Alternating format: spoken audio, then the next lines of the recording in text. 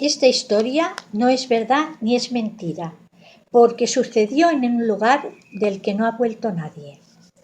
El avión salió a la hora prevista. Todos los pasajeros estaban contentos al emprender aquel viaje. Las vacaciones prometían ser muy interesantes. Los países que pensaban visitar eran exóticos, con ricos paisajes. El tiempo discurría plácidamente. Las azafatas pasaban de tanto en tanto ofreciendo bebidas o chucherías. De repente, una revolada zarandeó el avión. Los pasajeros se agarraron con fuerza a sus asientos mientras su corazón latía.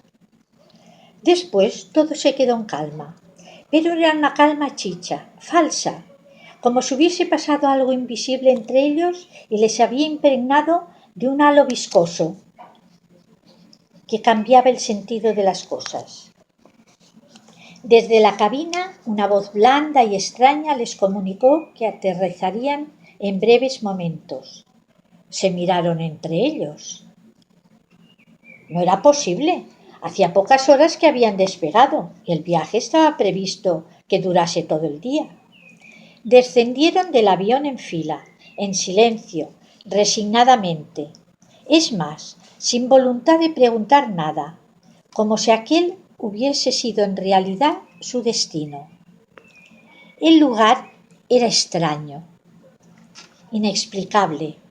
En un momento desaparecieron de su vista el avión, el hangar y el personal.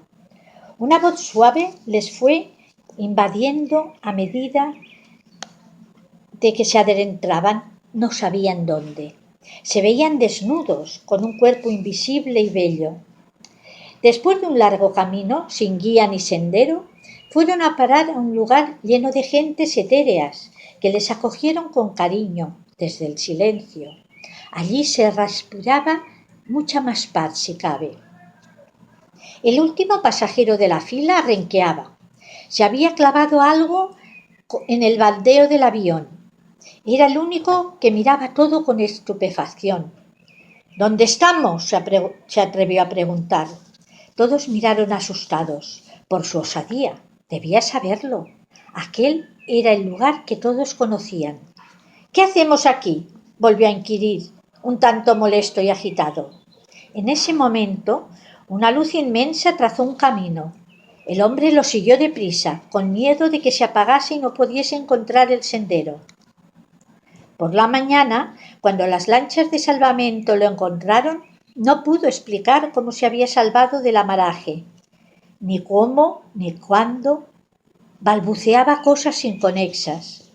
Los médicos le diagnosticaron un shock postraumático al oír su explicación de lo acaecido.